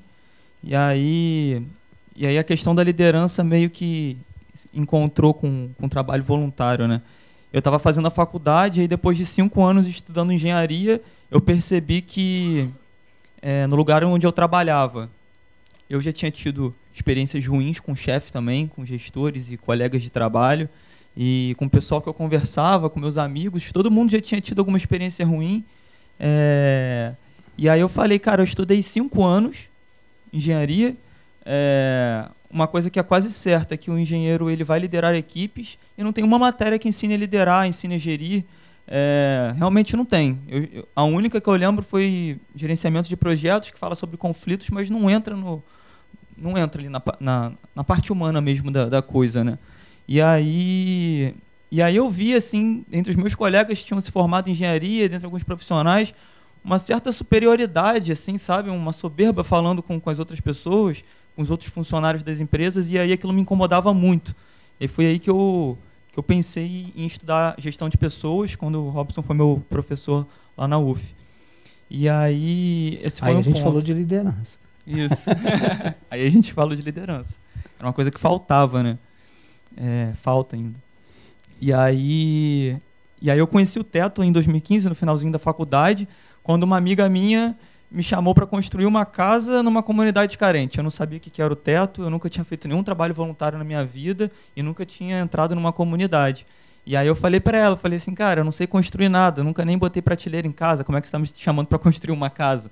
E aí ela falou, não, fica tranquilo, porque ela vai ter gente capacitada, vai te ensinar, você vai estar numa equipe e vocês vão levantar uma casa. E aí, para quem não sabe, o trabalho do Teto é feito de forma massiva. Tem o trabalho massivo e tem o trabalho de escritório, assim, né, que são os voluntários fixos. E esse voluntariado massivo que a gente faz, como se fosse um mutirão, a gente passa o final de semana na comunidade, a gente dorme lá. Chega na sexta-feira de noite, aí geralmente fica ou numa escola ou numa igreja, e a gente dorme, passa o final de semana lá e domingo à noite volta. E aí, por exemplo, essa casa que eu construí, né, na minha primeira atividade, foram cerca de 6 casas construídas em Parque das Missões, que fica em Duque de Caxias. E eu, com um grupo de mais 9 pessoas, levantamos uma casa em 2 dias. E aquilo para mim foi incrível, assim, eu nunca tinha tido uma experiência parecida com aquela. E aí ter aquela vivência com o morador da casa. E aí no domingo à noite, a dona Vera, que era moradora da casa, ela tinha uma moradia muito mais digna, que não ia entrar rato, não ia entrar barata, não ia chover dentro. E é muito impactante. Foi muito impactante para mim, continua sendo, né, que eu continuo fazendo trabalho lá. E uma coisa que me marcou muito nessa construção específica foi que a dona Vera, ela não tinha geladeira, ela não tinha fogão, ela não tinha cama, ela dormia num papelão, mas ela tinha uma estante cheia de livros em casa. E aquilo para mim assim foi muito tocante, e eu saí dali assim falando, cara, eu preciso fazer mais alguma coisa, sabe? E o Teto foi essa ponte que eu precisava. E eu fui procurar o Teto, queria saber como funcionava e vi que além das construções, dos trabalhos massivos, tinha uma outra forma de ajudar. E aí eu vi que tem um escritório no Rio de Janeiro que você pode ser voluntário fixo. E voluntário fixo é você trabalhar para uma equipe, que assim como qualquer outra empresa tem o jurídico, tem o comercial, tem seus setores, né? E aí eu vi lá, encontrei a área de diagnóstico, que foi a área que eu me identifiquei mais, que basicamente trabalha com os dados dessas comunidades. A gente faz uma espécie de censo, a gente aplica enquetes socioeconômicas com esses moradores e levanta os dados delas sobre moradia, educação, saúde. E aí eu comecei a trabalhar nessa equipe desde então e trabalhar com esses dados, né? Porque o próprio IBGE nem entra nessas comunidades para poder fazer a pesquisa. Então elas não estão sendo levadas em conta nos indicadores que são mostrados, né? E aí eu comecei a trabalhar desde 2015, né? E aí no finalzinho de 2016 eu fui chamado para ser coordenador dessa equipe de diagnóstico. Aí eu estou desde então nessa posição. Estou como coordenador, a gente sempre fala isso, né? A gente não é coordenador, estamos como. E além disso, tive oportunidades de liderança também em eventos massivos, assim como a construção, assim como a ECO, que é o Escutando Comunidades, onde a gente aplica essas enquetes. Aí tem o MV, que é o mutirão de visitas, tem a coleta, que a gente vai para a rua para levar esses dados, fazer uma denúncia e captar recursos também para a organização. E aí eu tive oportunidades de liderança, e aí eu pude colocar um pouco em prática aquilo que eu tinha estudado e aquela indignação que tinha dentro de mim contra a postura de certos líderes no mercado de trabalho, que eu já tinha conhecido. E aí eu conheci o João, eu conheci o Robson, e as coisas foram andando assim, tive o privilégio de conhecer eles e poder aplicar um pouquinho do que eu acreditava ali dentro. E aí o incrível foi que, assim, na minha primeira experiência de liderança lá na organização, eu estava dentro de uma comunidade no Antares, a Portelinha, e eu estava liderando cerca de 60 pessoas, se não me engano. E aí eu nunca tinha sido líder de nada. Fui capacitado, mas na prática eu nunca tinha feito nada, né? E ali eu estava falando em público, uma coisa que eu tinha muita dificuldade. Ali eu estava tendo que liderar pessoas mais experientes que eu, que já tinham passado por essa posição que eu estava. E aí eu tive que quebrar certas barreiras. E aí o teto foi me dando a oportunidade de assumir cargos de liderança e desenvolver isso em mim. E aí a liderança transformadora é muito isso, né? Que a gente fala um pouco no livro. Eu aplico hoje lá na equipe que eu estou coordenando uma ação que a gente teve a ideia lá de fazer, que é a pauta compartilhada. Que é só um exemplo, assim, né? Uma coisa mínima que a gente faz, mas que dá um resultado. Ao invés do coordenador, na minha posição, eu chegar com a pauta e passar para a galera o que tem que fazer, o que está em andamento, eu pergunto para o pessoal, na reunião dessa semana, se alguém está confortável em conduzir a reunião da semana que vem. E aí, durante a semana, a gente vai discutir junto o que vai ser falado, e essa pessoa vai conduzir a reunião, vai falar tudo o que está acontecendo, vai conduzir e vai gerenciar a galera ali na hora. E aí foi incrível, porque você consegue observar características de liderança em todo mundo e desenvolver novos líderes também. E aí, uma coisa legal de falar é que, assim, por mais que a gente trabalhe com os dados, trabalha com banco de dados, com Excel, com programação, eu não sou técnico nessa área. Eu não sou bom nisso. Mas ali eu tive que aprender a gerenciar pessoas que eram boas nisso. Então, é muito isso, né? Você saber usar a qualidade de cada um. O cara que é chefe, que é gestor, ele não necessariamente tem que ser um técnico naquela área. Ele precisa saber trabalhar com as ferramentas que ele tem. E aí vem muito desse lado humano, né? Uma coisa que faltava muito, que eu sentia, era de um chefe sentar comigo, perguntar como é que está a minha vida pessoal, se eu estava bem na faculdade, como é que está em casa. E isso falta esse lado humano, esse carinho com o funcionário, sabe? E aí eu tento, é difícil, eu sei que geralmente a vida corporativa é muito corrida e a cobrança é muito grande, mas eu acho que no final das contas, se você tem esse carinho, você tem um funcionário mais empenhado, um funcionário que quando você pede alguma coisa ele vai correr atrás para te ajudar, e você vai acabar servindo de exemplo para ele, e ele, quando tiver a oportunidade de estar numa posição de liderança, ele vai replicar isso, provavelmente. E aí eu acho que é um pouco disso, e a gente consegue fazer essa questão de tornar novos líderes, né? Construir novos líderes, e ali o que o Robson falou, né? Que a gente tenta transformar e é transformado ao mesmo tempo. E aí, tanto no trabalho na comunidade, com os moradores, a gente aprende muito sobre muita coisa, com os próprios voluntários que a gente conhece, a gente aprende muito sobre a vida deles, sobre as vivências, sobre técnica. A gente trabalha hoje com vários softwares, assim, tem o pessoal que trabalha com AutoCAD, com Excel e tal, aí você vai aprendendo bem um pouco de cada, e aí é o que eu falo, eu tento me doar um pouquinho para a sociedade, que eu acho que a gente faz um pouquinho de diferença, ainda falta muito, mas assim, pensando no meu propósito de vida, assim, né? Eu não me via também, assim como o João falou, trabalhando numa empresa, ganhando um excelente salário, mas tendo minha família confortável, e é isso. Eu sempre pensei que eu tinha que fazer algo além, sabe? Eu pensava que, assim, qual é o meu papel na sociedade? O que eu posso fazer para ajudar? Porque a gente sabe que tem milhões de pessoas vivendo na extrema pobreza e todo mundo sabe disso, mas não é visto. Se você vê, as comunidades são muito próximas e muito distantes ao mesmo tempo. E aí eu vi que tinha essa questão toda da desigualdade, das pessoas que moram na comunidade serem muito discriminadas e não ter voz, né? Não ter acesso mesmo à educação, à informação. E aí eu vi que eu podia fazer um pouquinho, ainda é muito pouco, mas eu acho que quando todo mundo faz um pouquinho, a gente consegue fazer algo grandioso no final das contas. A própria organização, há 20 anos atrás, começou construindo uma casa lá no Chile e hoje está em mais de 19 países na América Latina e com muitas casas construídas, muitos projetos sendo desenvolvidos e, assim, cada vez mais a gente vê os jovens procurando esse tipo de trabalho.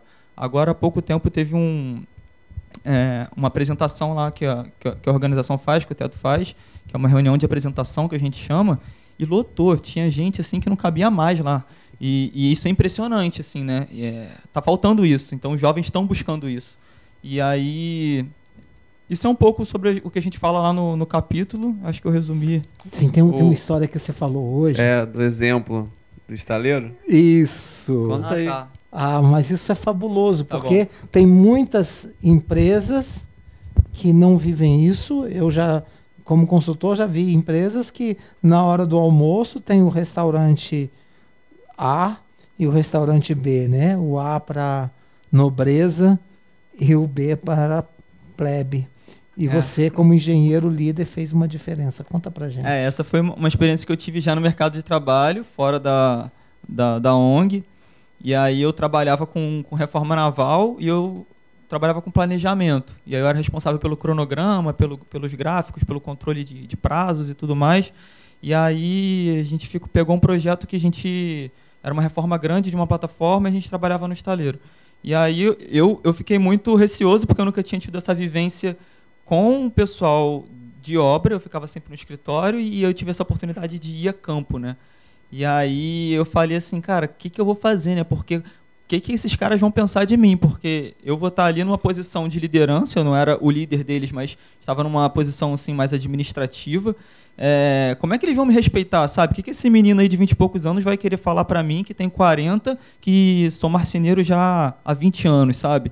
E aí eu fiquei pensando, né? O que eu vou fazer para poder ganhar o respeito desses caras que sabem muito mais do que eu do meu trabalho? E aí eu fui observando algumas coisas. Uma dessas foi o que o Robson falou, que tinha refeitórios separados, tinham refeitórios separados, onde tinha tipo pessoal do mais administrativo, da liderança, de direção e tudo mais, e tinha o pessoal peão, né? E aí eu pedi logo para poder almoçar com eles, para poder conhecer mais o pessoal e tentar ganhar um pouco o respeito deles, assim, né? Porque era de meu interesse também ter eles junto. E aí eu comecei a almoçar com eles, assim, ganhei vários amigos. Peão só fala besteira, então a gente brincava, tipo assim, toda hora todo dia no almoço, assim, quando a gente passava um pelo outro durante o dia, era sempre uma piada e foi muito legal. E aí, no final das contas, quando você precisa de alguma coisa, você precisa, um prazo tá muito curto, você precisa que o pessoal dê um gás, assim, você pede, e aí eles acabam atendendo, porque você cria um vínculo, né?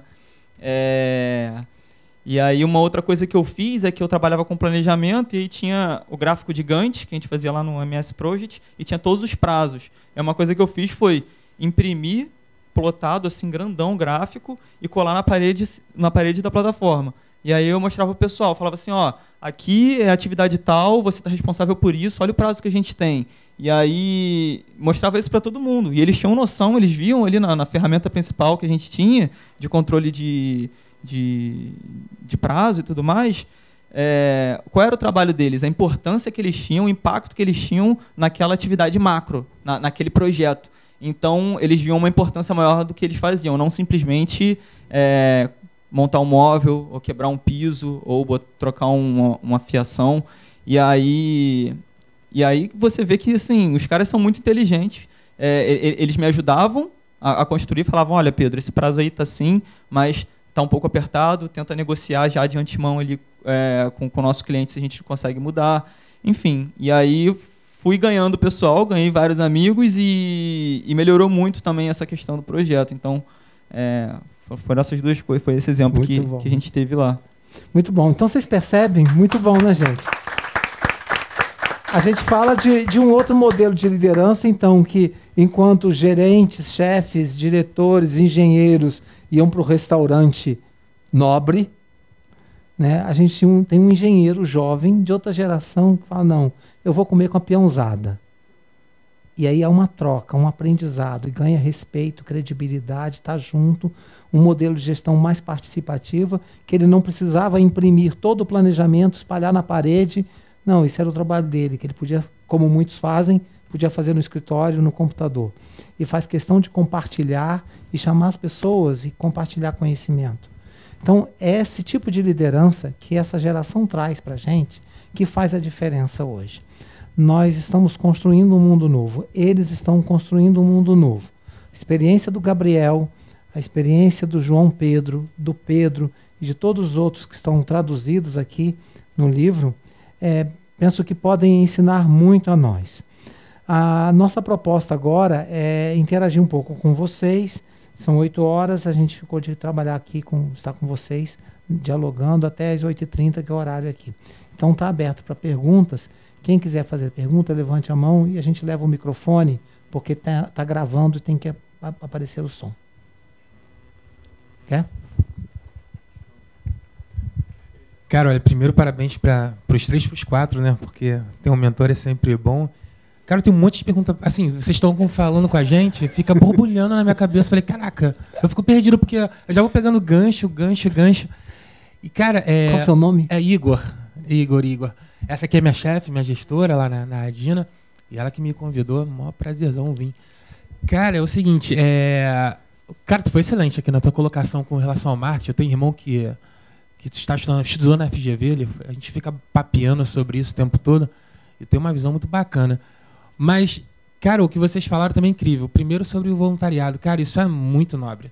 Eu li um livro há pouco tempo, cujo título não remete muito bem ao conteúdo. Acho injusto, que é Como Fazer Amigos e Influenciar Pessoas, de Dale Carnegie. Porque quando você o lê, quando você o pega, você fala, não, peraí, isso é livro de autoajuda e existe esse preconceito em cima desses livros de autoajuda. Eu acho que as pessoas deveriam vir ao mundo lê-lo antes e depois lidar com as pessoas, porque você começa a fazer por si próprio o teu comportamento com relação às pessoas, aquela coisa de enfrentamento fica uma coisa mais paralela. E aí parte para aquilo que tu falou sobre o trabalho voluntário. Você já fez por você, agora vão fazer pelos outros. Pô, isso é muito bom, isso é muito legal, cara. Pô, esse teto aí, nossa, tá de parabéns, cara. Se eu puder participar de algum modo, cara, se eu puder saber mais, trabalho voluntariado é enriquecedor, cara, enriquecedor. Eu acho que não foi nem pergunta, acho que quis mais comentar em cima do que vocês falaram. Vocês estão de parabéns, cara. Acho que tinha que ter um mundo aqui assistindo vocês, porque é muito legal, cara, muito legal escutar. Obrigado, Igor. Acho que tem um mundo escutando, né? Pela rádio, YouTube, Facebook e o canal de TV. Mas é muito legal ter esse feedback, Igor, para a gente transmitir isso, porque também a gente percebe que, eu comentei isso logo no início, que em muitas organizações e na própria sociedade, a gente não dá o devido crédito a essa galera aqui, que eu estou apaixonado por eles assim já há muito tempo. E a gente precisa mostrar para as empresas, para os gestores, do que eles estão fazendo, do que são capazes, que a gente não se dá conta. Aqui a gente está com 3, no livro são 16, mas são milhões. São milhares de jovens que estão fazendo coisas que a gente não sabe. Porque na mídia, e aí o meu mestre de mídia não faz questão de contar as coisas boas. Notícia ruim está passando agora há pouco, vai passar no Jornal Nacional, passou no RJ e está nas notícias. Mas vocês nunca viram na TV e nos jornais o que eles estão fazendo de diferença no mundo. Entendem? Então a gente precisa disseminar, a gente precisa botar, olhem para eles aqui, porque eles nos inspiram, eles me ajudam a ser uma pessoa melhor. Entendem? Por favor. Bom, seu nome? meninos, vocês arrasaram, né? Bom, meu nome é André e eu tomando como base gerir pessoas, né? Liderar pessoas e gerir resultados. Eu vou fazer uma pergunta para o Gabriel, que trabalha com mídias, né? E vocês que são muito jovens, eu exerço uma liderança. E hoje, a liderança ela tem uma preocupação muito grande, principalmente por causa desse mundo em movimento. Nós sabemos que é muito difícil, dentro do ambiente corporativo, você administrar a questão de acesso à internet, WhatsApp, enfim. E aí eu te pergunto, Gabriel, o que vocês, tá, dentro de todo esse estudo, o que vocês estão sugerindo para que as pessoas possam, além de serem produtivas, também não perder, obviamente, a informação que está aí no dia a dia?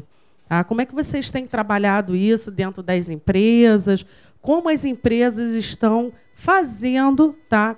Como elas estão desenvolvendo esse novo olhar de você ter no mercado de trabalho pessoas dessa nova geração que chegam com todo esse acesso e que, na realidade, elas precisam produzir. Obrigado, Andréia. Você pode trazer o microfone, por favor? Obrigado. Tudo bom, Andréia? Sua pergunta foi muito legal. Eu, como o Robson falou, eu tenho uma agência de marketing digital com o Hector, que também foi o coautor do livro. E a gente trabalha muito com o mercado da educação e com colégios que têm ensino fundamental, ensino médio. E um dos grandes embates dos gestores falando assim de uma forma mais coloquial, eu permito o celular dentro de sala ou eu proíbo? Né? Como é que é essa relação? E existe um conceito comportamental dentro disso tudo, que é o fenômeno da segunda tela. Hoje em dia, são raros os eventos em que a gente não está com a segunda tela. Né? Se eu não me engano, são eventos religiosos, cinema e situações como essa aqui, onde a gente está dando uma palestra ou como a gente está num talk show. Mas, tirando isso, às vezes a gente está numa reunião, a gente pega o celular aqui para olhar a hora. Às vezes a gente está vendo uma novela, mas no Facebook.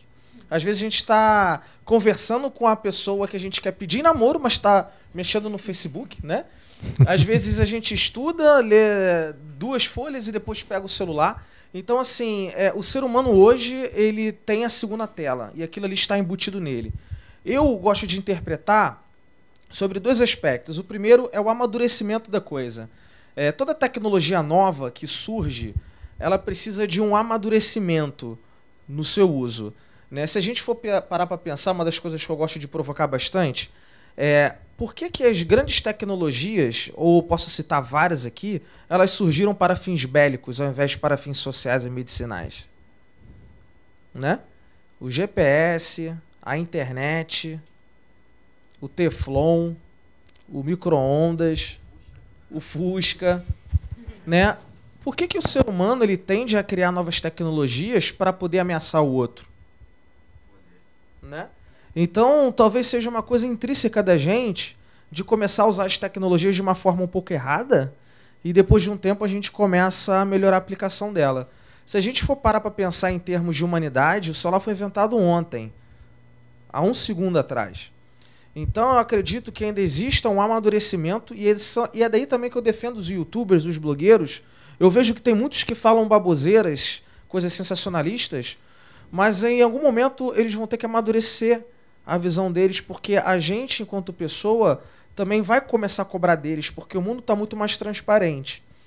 E aí existem soluções criativas para tal. Eu acredito num conceito que a gente chama na psicologia, eu gosto muito de estudar psicologia, que é a disciplina positiva e a comunicação não violenta. Que é quando você cria um jovem, uma criança, sem ameaçar, sem castigar, sem punir, sem dizer não. Né? Ao invés de você chegar e falar assim, não põe o dedo na tomada, você chega para uma criança e fala, fulaninho, você sabe como é que é o nome daquilo dali? O nome daquilo ali é tomada. Sabe qual que é a função daquilo ali? Quando você coloca o carregador, aquilo gera energia e tal, e não sei lá o quê. E aí você começa a falar o que acontece caso alguém use aquilo ali de uma forma errada. Então, o que a gente falava para os colégios, né, era o seguinte, se você proibir, vai ser pior.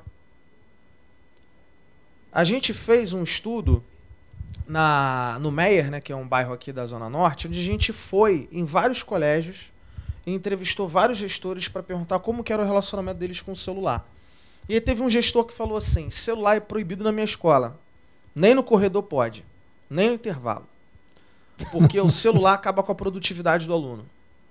E só o fato dele impor isso como uma ameaça, como um castigo, eu não vou atrelar isso 100%, né? Mas a gente desenvolveu pesquisas e, assim, o colégio desse gestor perdeu um número absurdo de matrículas. E a gente entrevistou depois os alunos na rua. E a gente perguntava assim, me fala 3 coisas positivas e 3 coisas negativas do colégio onde você estuda. E sempre vinha a questão do celular. Teve até um caso que gerou polêmica, que era um pai que precisava urgentemente falar com o filho, e o filho não conseguiu falar com o pai. E aí o pai ligou para a escola e bateu boca com o diretor. Enquanto teve um outro colégio, que ele falou assim, já que o jovem ele não vai deixar de ter o celular, a segunda tela, eu vou fazer o seguinte, se é para ele usar, que ele use para complementar o que eu estou falando. Então, assim, todo o material era desenvolvido com realidade aumentada.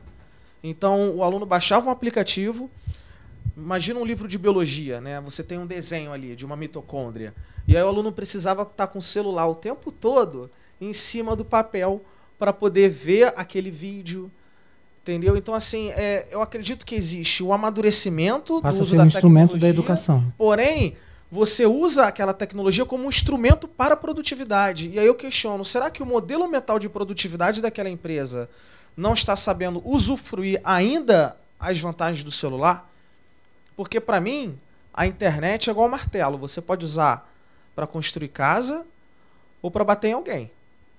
Então, assim, existem pessoas que fazem uso da internet perfeitamente, são super produtivas, assim como tem pessoas que perdem tempos e horas.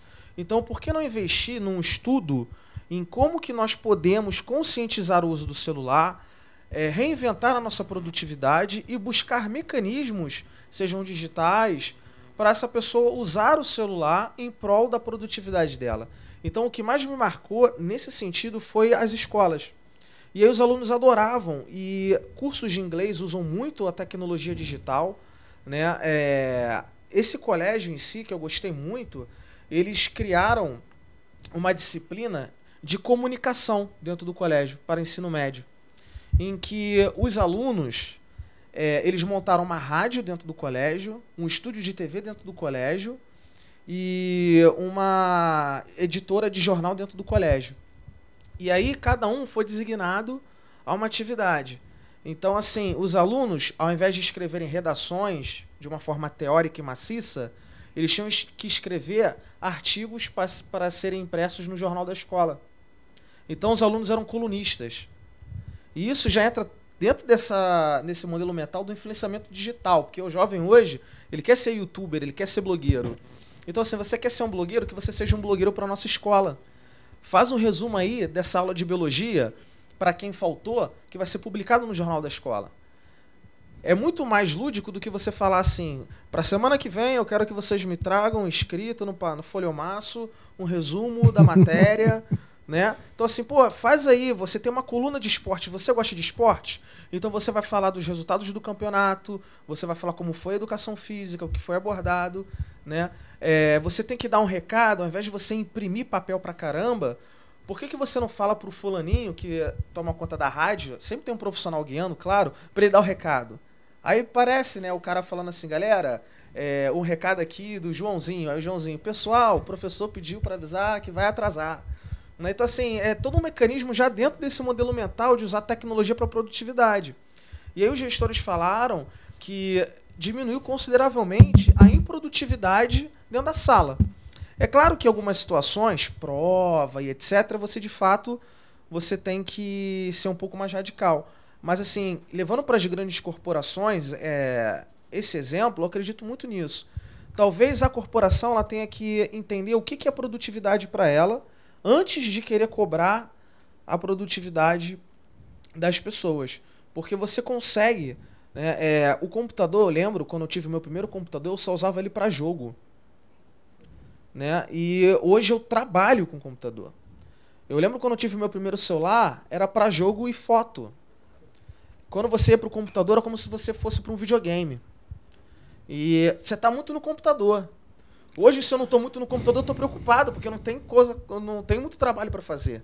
Né? Então, olha como é que as coisas mudam. Então, eu acredito que deve existir, sim, um trabalho de uma paciência, digamos, para você entender esse amadurecimento da tecnologia, conversar, não lidar com ameaças, com castigos, trazer a pessoa para você e conversar se a pessoa realmente está sendo muito improdutiva e etc.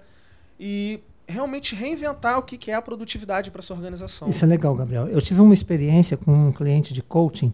Ela é uma empresária de Santos. Ela tem 2 lojas em Santos e ela estava de mudança para o Rio de Janeiro.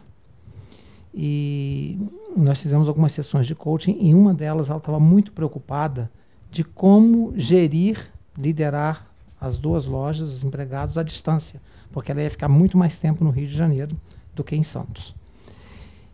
E conversando sobre isso, ela me conta que era proibido usar celular, são 2 lojas, proibido, porque colocar as vendedoras usando celular, pode distrair, não atender o cliente, coisa assim. Então era proibido usar celular. E na conversa, numa situação que ela veio trazendo, eu perguntei para ela quais seriam as alternativas que ela via possíveis para liderar à distância.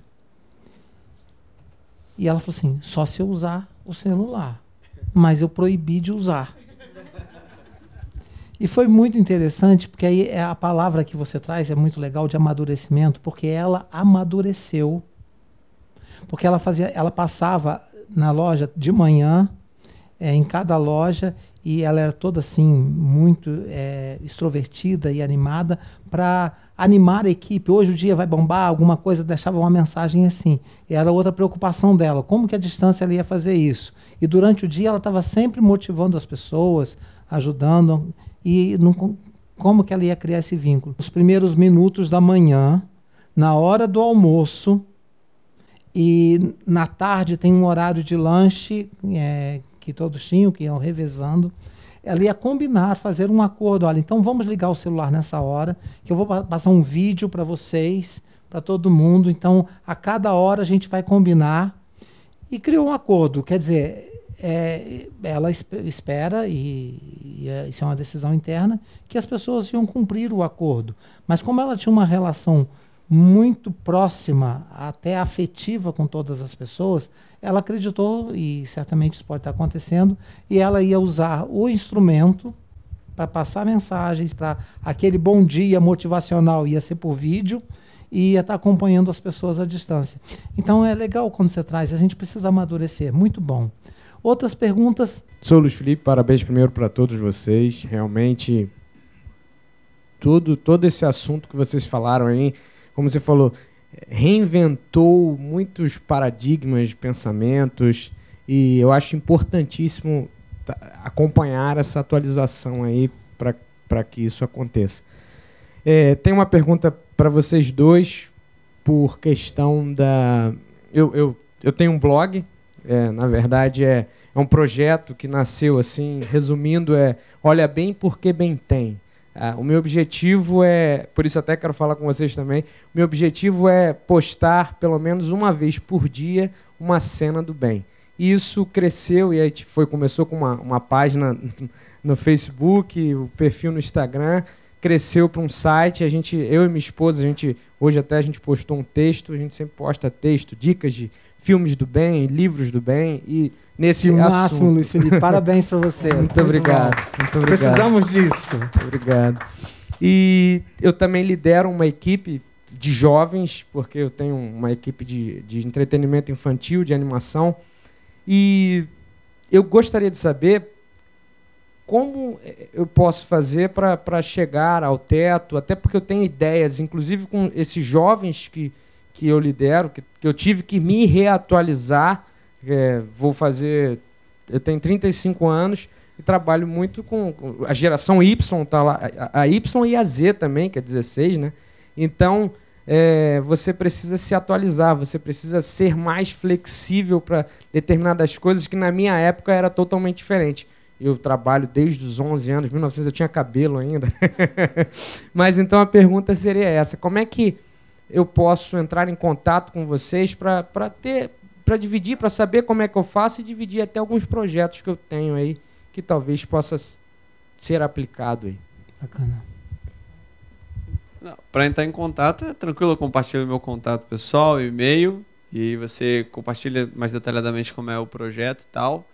E com relação ao nosso trabalho, eu vejo que dá para compartilhar muitas ações, porque a gente todo mês tem alguma atividade. Esse final de semana agora Eu e o Pedro, a gente estava visitando as comunidades em regiões metropolitanas. Visitou 30 comunidades. Daqui a 2 finais de semana, a gente vai construir 20 casas. Daqui a um mês, a gente vai estar na rua arrecadando recursos. Enfim, a cada mês ou a cada 3 semanas, a gente tem atividades que poderiam ser divulgadas e tudo mais.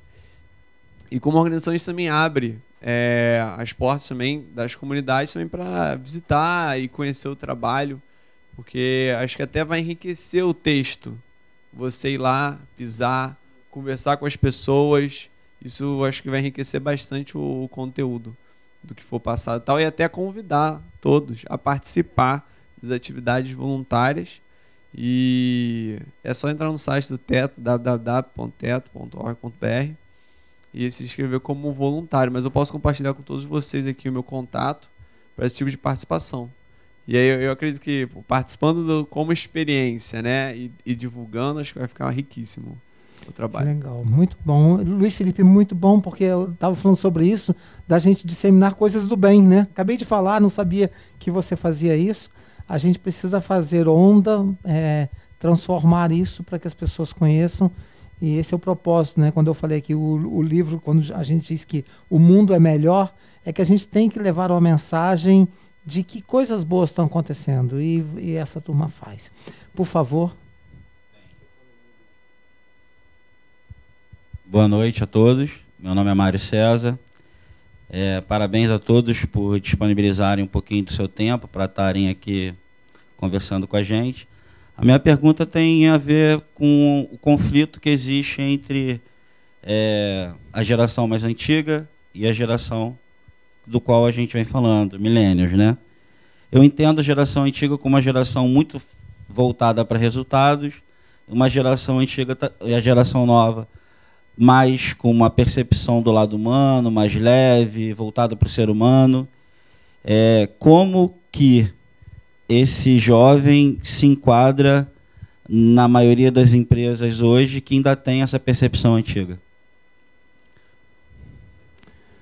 Tá, pode falar, acho que é vocês que... O meu entendimento, eu acredito, e a segunda pergunta seria, que eu entendo que tanto a geração Z quanto os millennials, eles estão partindo muito mais para um caminho solo do que tentando se fixar numa empresa específica. Se esse meu pensamento estaria errado e se isso é uma tendência ou não. Ok, obrigado. Quer falar, João? Sim. Como eu comentei, cada geração tem a sua virtude, né, e seu pecado. Se hoje a gente está aqui, nessa sala, confortável, ar-condicionado, tecnologia, foi a geração de vocês, né? E nossos avós, seus pais, que construíram o mundo que a gente tem hoje. Toda a infraestrutura do nosso planeta hoje, a web, tudo, foram as gerações de vocês que construíram. Então, tem o seu valor, é importantíssimo. E como nossa geração, eu acredito até como um propósito, a gente venha com outros objetivos, né? Se vocês construíram hardware, a gente está focando agora no software, desmaterializando tudo possível. E aí acaba pegando as relações e tudo mais. E como jovem, a gente tem sim essa questão do imediatismo. A gente não aprendeu a esperar. Hoje a gente aperta um botão no celular, a gente recebe o aplicativo perfeitamente modulado para a gente, com milhões de funcionalidades. Às vezes, se a gente quer aprender um conteúdo, a gente escreve no YouTube, talvez a gente possa ter acesso ao melhor professor do planeta Terra. Ainda mais se a gente souber inglês. Que aí, para nossa geração, está todo mundo praticamente já nasce sabendo inglês, porque todo o conteúdo da internet, a maioria, vem em inglês. E eu acredito sim que a transformação é de todas as gerações, porque a gente se completa. É isso. O conflito vem de não compreender a diversidade. Às vezes a gente não compreende porque o outro é mais durão, tá ligado? E aí o outro às vezes não compreende que a gente é meio... essa geração só fica de mimimi. Mimilênio. Só fica de mimimi. Geração mimilênio. Só fica de mimimi. Só sabem ficar reclamando no Twitter. Não fazem nada. Mas ambas perspectivas, né, são muito estreitas. Como líderes de jovens, a gente tem... Eu comentei, a gente tem 2 pontos fracos. Mas no sentido de que a gente vai com tudo. Se vocês conseguirem proporcionar um ambiente de aprendizado e crescimento, cara, a gente vai ficar coladinho. Aqui, ó. Pum. Proporcionou um ambiente de aprendizado e crescimento. Toma aqui. Isso independente de personalidade. E se vocês conseguirem transformar o trabalho de vocês em algo que gere um propósito para esse jovem, além das questões, porque, por exemplo, quando o Pedro mostrou o planejamento, ele ampliou, ele gerou valor para o trabalho da galera da equipe dele. Ele criou um propósito naquela situação.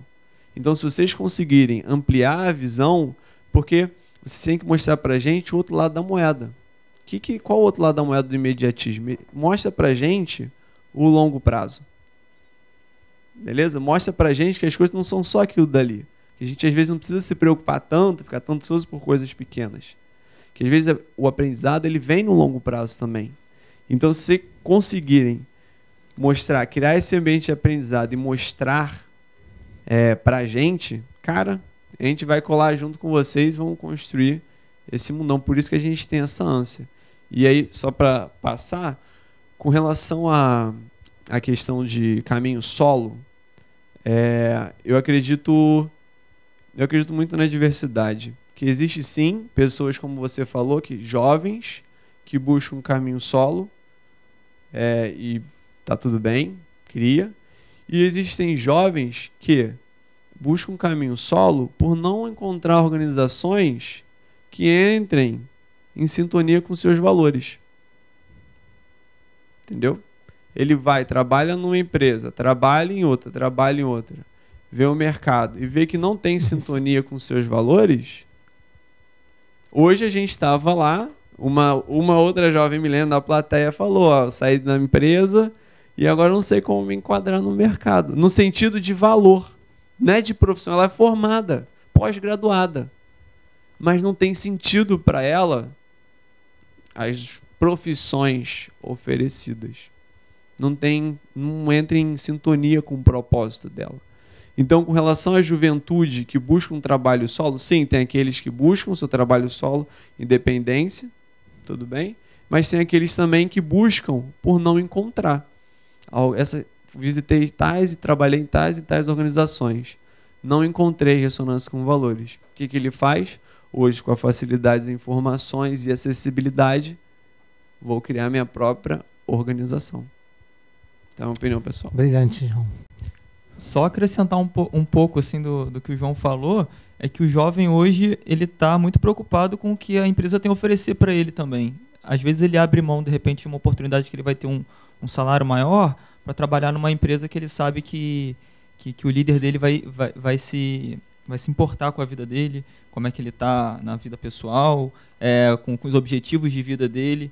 A gente fala muito, quando a gente estuda RH, de missão, visão e valores, mas você vê que muita empresa tem aquilo ali como fachada, porque na prática aquilo dali não é aplicado. Então isso é muito importante, assim, para mim, pessoalmente, assim, é muito importante. Faz toda a diferença. A empresa que se diz ter essa cultura aqui, mas na prática ela está fazendo outra coisa. Eu me importo muito também se a empresa ela tem uma preocupação ambiental, sabe? Qual é o impacto ambiental que essa empresa está trazendo? Onde são descartados os resíduos dessa empresa, sabe? E isso é muito importante para essa geração, para a nossa geração. Então, eu queria só acrescentar esses 2 pontos. Legal, aquilo que você falou hoje. Eu quero acrescentar o acréscimo. Foi muito bom. Porque uma das coisas das gerações, a gente, como geração, a gente se preocupa muito mais com a essência das coisas, e enquanto as gerações dos nossos pais se preocupavam muito mais com a forma, né? Com a questão da forma, a matéria. Tanto que a gente comentou que, tipo assim, era comum, quando nossos pais eram jovens, nas aulas de geografia, você decorar os afluentes dos rios. Era esse o objetivo. Hoje, como geração... Eu decorei todos os afluentes, da direita e à esquerda do Rio Amazonas. Hoje, como geração, a gente não está nem aí para a forma, para os nomes dos rios. Mas a gente está preocupado se o rio está poluído ou não. Essa é a preocupação da nossa geração. É isso que a gente tem por essência. A gente não quer saber, porque a gente pode jogar no Google o nome. Mas se o rio está poluído ou não, é por isso que a gente levanta dessa cadeira e se move por um trabalho. Excelente. E, Mário, você traz uma questão que a gente, para fechar aqui no horário que a gente combinou, que é a questão do conflito. entre as gerações. Isso é histórico, isso vai ser sempre assim. E é bom que seja assim, para a gente se entender, criar pontes de diálogo para entendimento. Eu fui líder de jovens, e eu me lembro, na época, a gente... galera fala assim, a gente precisa ter palestra para saber do conflito de gerações, porque todo mundo tinha conflito com pai, mãe e com os mais velhos. E hoje surge, mas era outro contexto, e os conflitos continuam hoje em outro cenário e outro contexto. E é esse processo que a gente vai amadurecendo, palavra boa que Gabriel traz, para a gente refletir sobre nós também, como que nós estamos lidando com isso. Eu contei hoje cedo, na época que eu estava com 25 anos, no Ano Internacional da Juventude, foi 1985, declarado pela ONU.